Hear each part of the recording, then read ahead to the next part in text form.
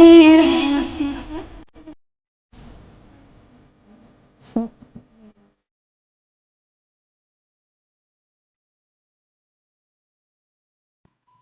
علیکم، آپ دیکھ رہے ہیں کے نیوز ایچ ڈی۔ میں ہوں حارث علی شاہ گیلانی۔ چلتے ہیں آج کی اہم خبروں کی طرف۔